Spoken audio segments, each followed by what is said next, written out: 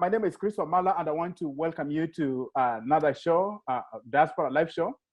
In this show, well, of course, we discuss issues that affect Kenyans living away from home in the diaspora, but also from time to time, we talk about issues that are pertinent to our well-being. And today, this is a special show. We have two parts in this show. The first part is talking about the recently launched BBI. We're going to get a sense of what is contained in the BBI and what Kenyans in the diaspora and also back at home, especially the members of KLM, the newly launched lobby group, think about a BBI. The second part will be talking about the rapprochement, the engagement between KLM. As we speak right now, KLM is trying to open up to different groups of Kenyans at home and also in the diaspora.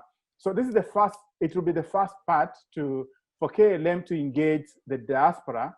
And that part is going to be taken care of by none other than Commissioner Roslyn Akombe. As you know, Roslyn is not new to all of you. She's currently in the US, her second home, but of course she's passionately and still involved in what's happening at home. So guys, it's my pleasure to welcome you to our show. Straight away, let me go to Sister Cherotich Sei from Nairobi. Sei, I've introduced you, but please just go ahead and introduce yourself to our viewers.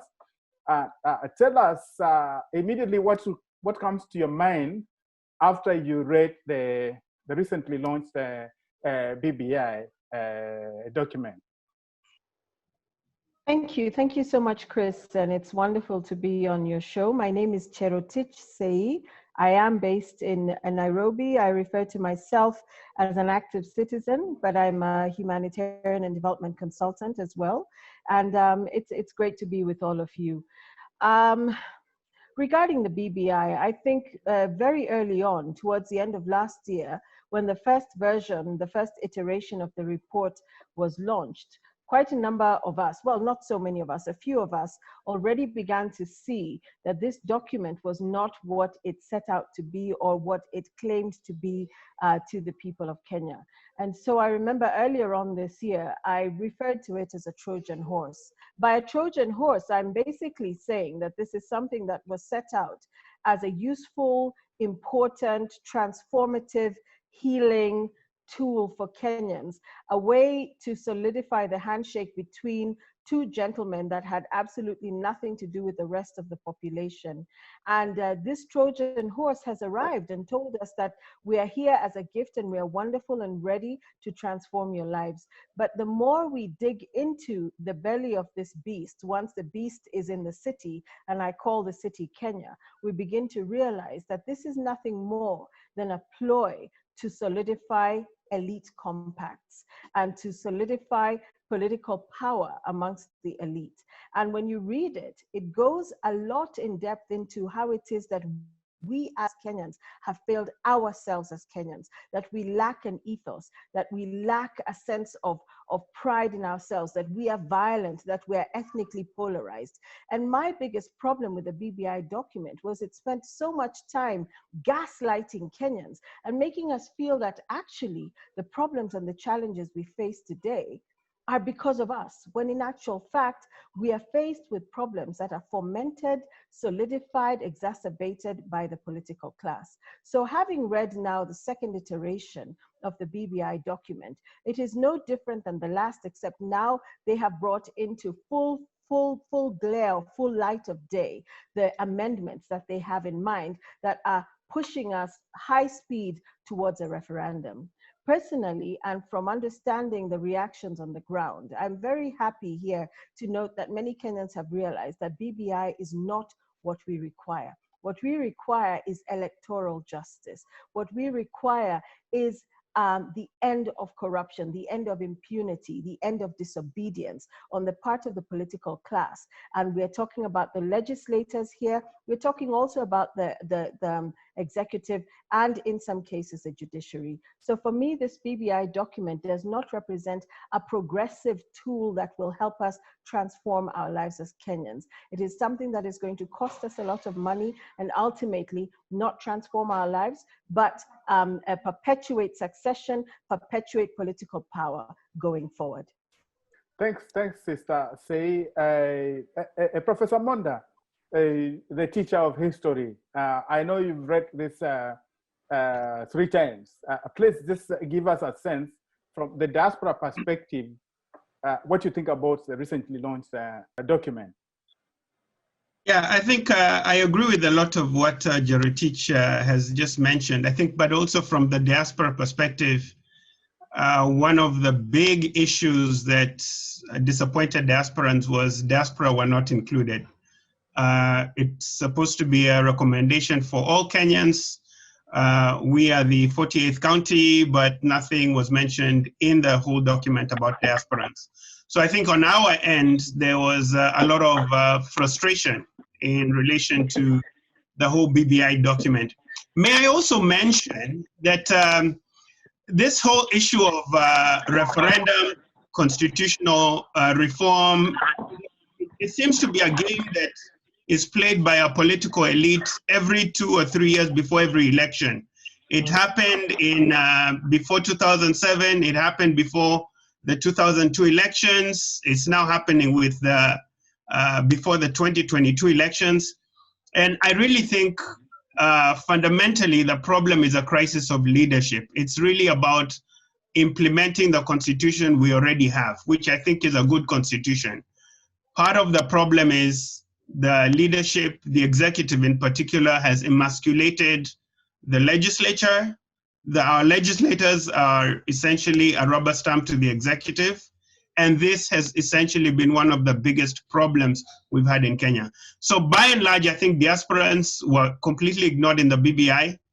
And a lot of the reforms that were mentioned, or these so-called reforms in the BBI, are really a red herring, as Jerotich had mentioned. It's a Trojan horse.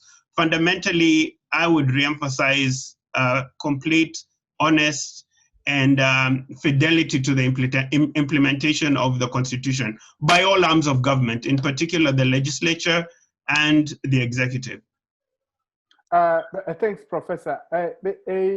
Commissioner Roslyn Kombe, I know you don't really talk about this thing so much, but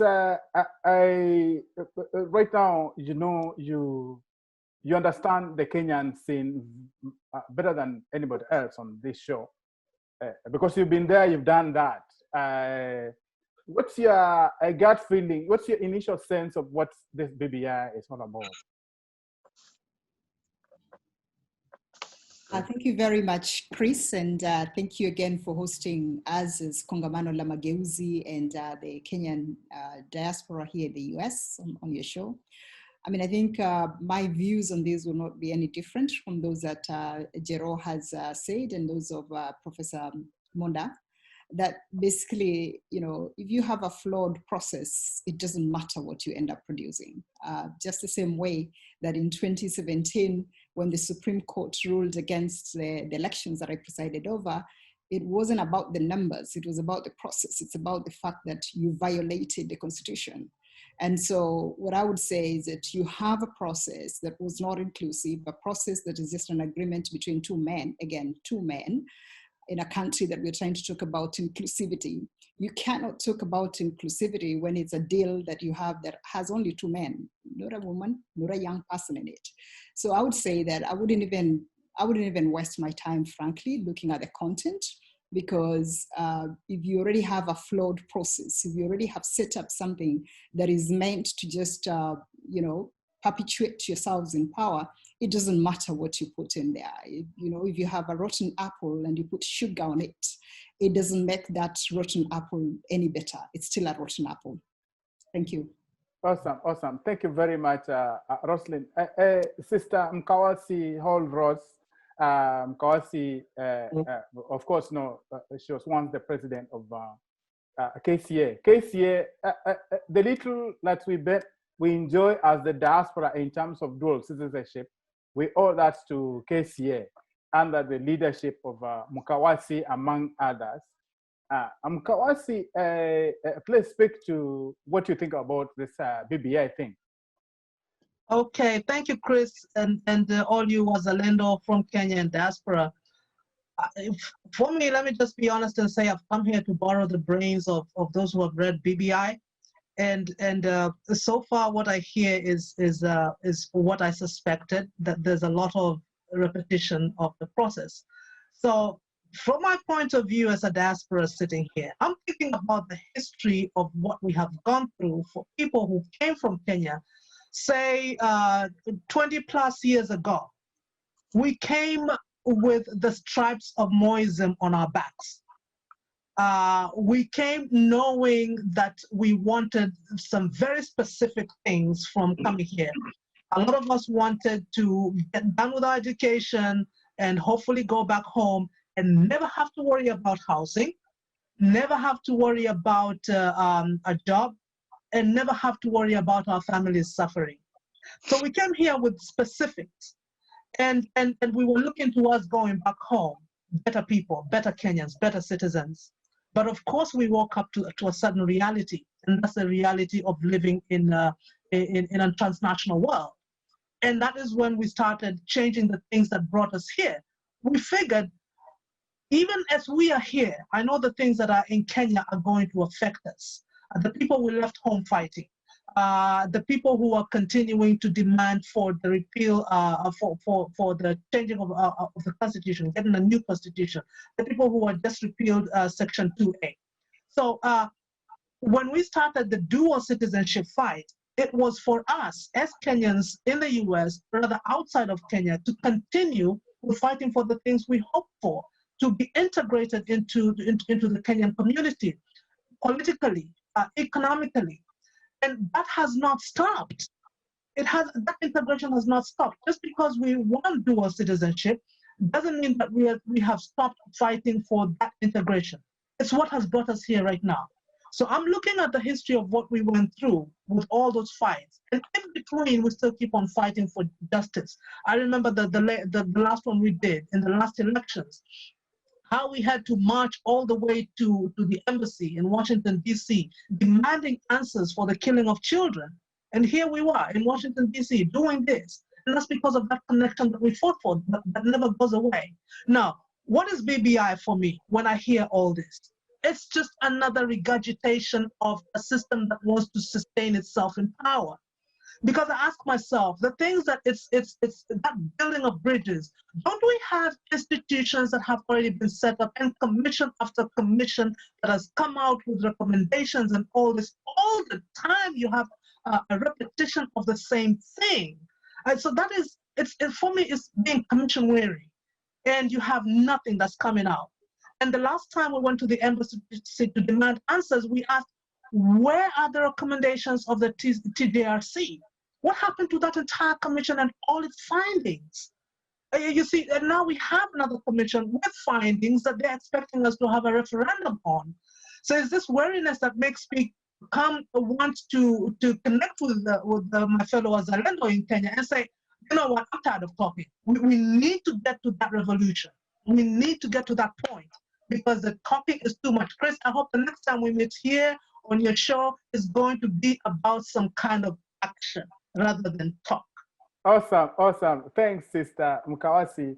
And I want to go to Nairobi and speak to Wazalendo, the guys who are on the ground.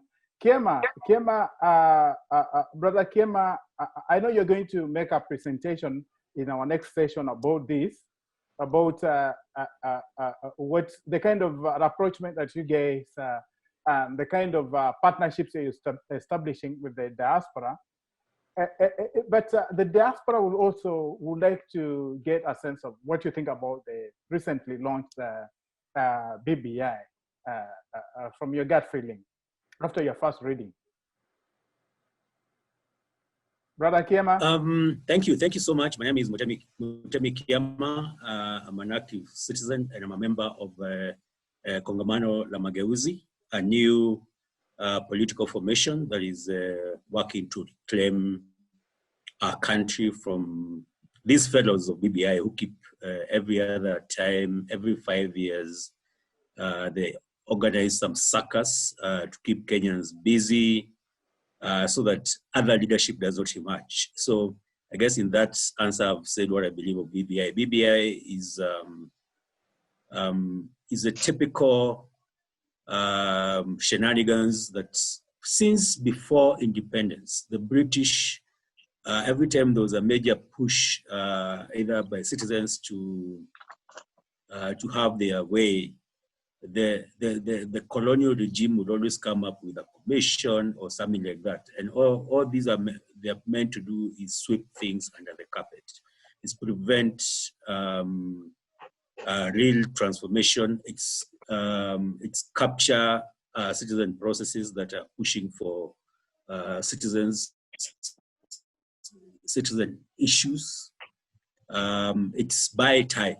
So as we engage in BBI, we are buying time, and then soon it will be 2022. We'll have done no reforms, and then we'll be told just wait, let's talk after elections, and then another scheme would be birthed by the ruling elite. So it's the usual binaries. It's kifumba macho, if I could use Kiswahili. It's nothing to write home about, and it is not for the citizen at all. Thank you, Brother Kiama. I want to go back to Nairobi, but before I do that, I want to bring in the guy who takes care of diaspora issues. Since Mkawasi retired, we have David Ogega with a new organization for the diaspora.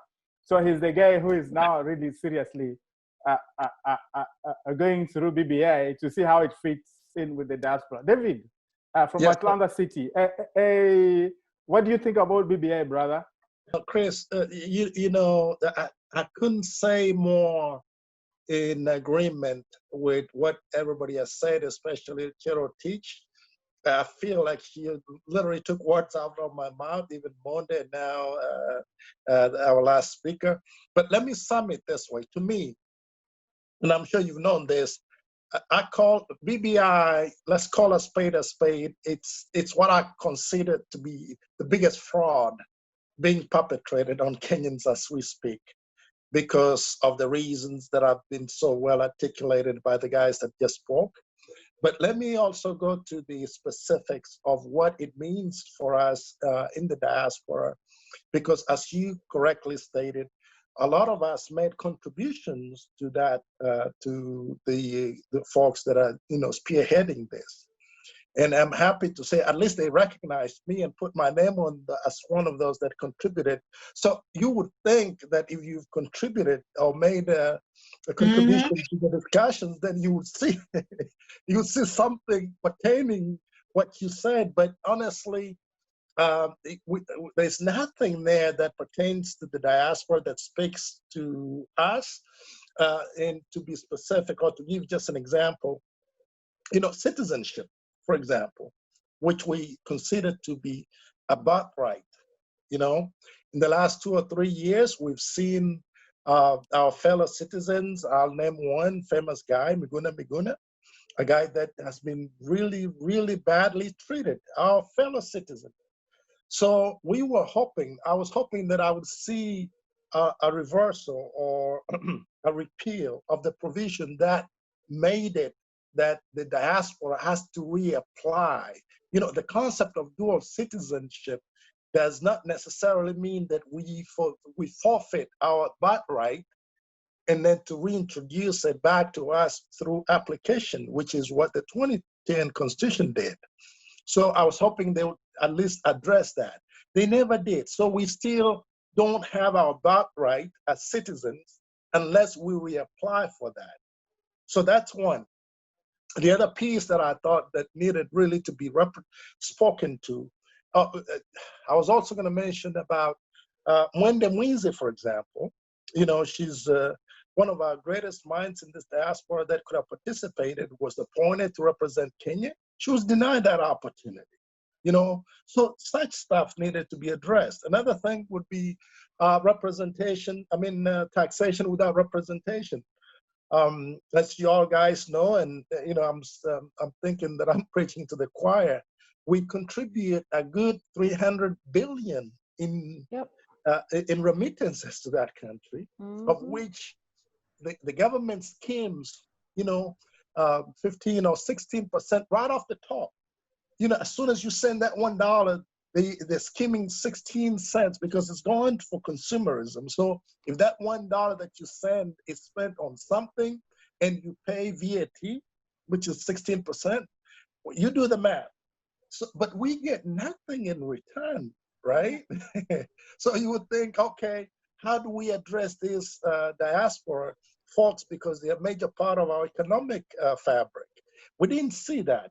And the other piece, maybe the last but not least, I want to talk to universal suffrage. You guys, especially Mukawashi, I want to give you a lot of credit. I want to give Attorney Henry Ongeri, because, and you, of course, Chris, in 2010, you guys led the charge to make sure that we have access to the ballot, you know, through voting and stuff like that. But they made a mockery of that. You know, court decision after court decision that said, you guys, you cannot latch on that progressive clause to deny folks access to the ballot. You know, 10 years is a long time. You don't need 10 years to get folks to get to the ballot box. They did not address it. It's like it didn't even matter. It didn't even, you know, it wasn't an issue. And we saw with this COVID, our diaspora folks that were spread all over the country, with as much money as we put in that country, directly into the economy and directly to the exchequer, as much money as we put in there, they did not care how we got taken care of. You know, one of the guys in the Ministry of Foreign Affairs, he actually said in Parliament, "Hey, achana na kelele ya vijana." So I don't know if you guys remember that, but those are the things that when Cherotich said it's a red herring, you know, it's a Trojan horse. I completely agreed to that. I just said, like I said at the beginning, it's a fraud, it's a scam, it's what it is. Thanks, David. I want to go back to Nairobi, and I want to bring in Brother Anduko from Mageuzi. Just know, I know a lot of these things we're going to talk about in the next session. But before we wind up, Brother Anduko, please also express your views about BBI. Yeah, thank you, Chris, for having us on the show. At Kongamano la Mageuzi, I also represent Ukweli Party, where I'm the Secretary General. And at the very start of the handshake politics and the BBI, we had a very heated debate at the party on whether to engage the process or not. You remember at the beginning, they invited Kenyans to present their views before the BBI. And right from then, we adjudged this process to be unlawful, to be illegal, to be unconstitutional. And the position that we took as a political party was to not legitimize it or sanitize it by showing up before it to make views, because what starts off as illegitimate and illegal will remain so throughout its course. And so right from the onset, as a political party, we've rejected the BBI process for the simple reason that it is a private scheme of individuals that privately met and cut deals with a psyche that Kenya is a plantation and that the plantation owners, so all of us are slaves. And so the rhythm and pulse of the country should resonate with what they want. And for those who care to know, you will realize that the whole scheme of the BBI came to be with the assistance of the US Embassy in Nairobi, where with the political stresses of the last elections, there were stabilization efforts where bring the politicians together after the date of the election has settled down. So the BBI process right from the start has been illegitimate and remains so. And my position is the position of KLM, where we've articulated the same, that even without going to the content of the document, it is an illegal process. We are blessed to be a country that has very clear guidelines of what should happen whenever there's need for constitutional reforms. The two men behind BBI did not care to follow what you do when you think that there's a problem with our constitution, and therefore engage the public in a process. And when I've skimmed through the process, of course, there are sections where they do a poor job at paraphrasing what already is catered for by the constitution that we have. Even when they try to plagiarize, they do a poor job at it. But then you find that the main push of the BBI process is expanding the dining table at the executive level to create more space for these tribal warlords to basically dip their head in the feeding trough.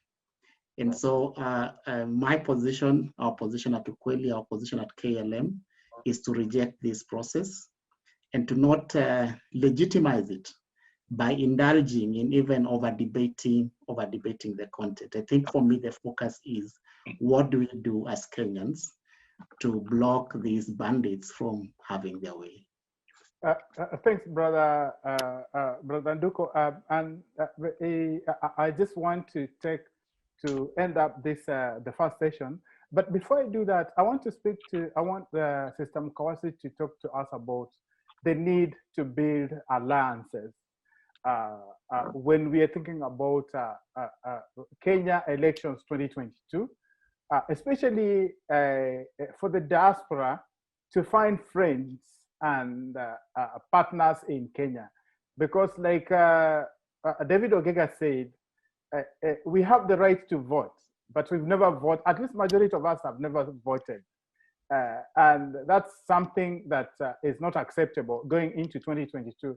So Sister Mkawasi, please talk to us before I hand over to Commissioner Roslin for the next session. Talk to us about the importance of building, the diaspora building alliances. Understanding that we are the diaspora, right. Desperate as it were. Right. Okay, thanks, Chris. I think this is what has brought us here, at least for me. And this is something I want to put to the table to all you Wazalendo from Kenya who are on the ground right now. We're all from Kenya. That we as Kenyans in the diaspora are coming to the table telling you this is what we have and this is what we can do. And this is why we want those partnerships. One of the main reasons we want the partnerships is because Kenyans in the diaspora have not and have never ceased being a part of the grassroots life of Kenyans. There's a certain amount of money that David Ogega mentioned, something in the amount of billions of shillings. Now, you ask yourself, in 1 year, every Kenyan that sends that money home, what do they send it for? They will all tell you, or more or less the same thing, for mama, for food, for school fees, for hospital bills. Those are very grassroots things. And if I'm sending money to clear a relative's hospital bill, there is no way I cannot be bothered about the healthcare in Kenya. Because if, my friends, we sit and say, okay, I have decided never to look at the amount of money I keep sending home because I'll get a heart attack. You just and decide, okay, I'm not going to look at how much I've sent this year. There's no way I cannot be bothered about healthcare in Kenya, about education in Kenya, about food security in Kenya, because I'm part of the people the family that feeds my fellow families. I cry when I know a relative of mine cannot get a job for 5 years, a college graduate.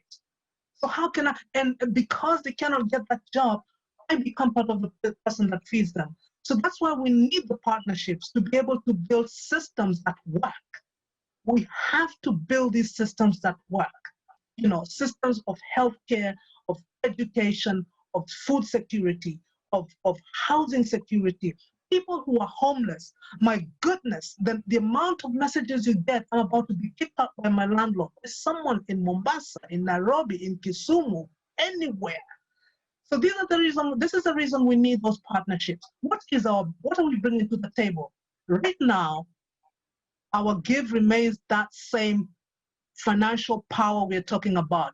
It's not that diaspora Kenyans are rich, but it's because collectively, that $1 adds up to something.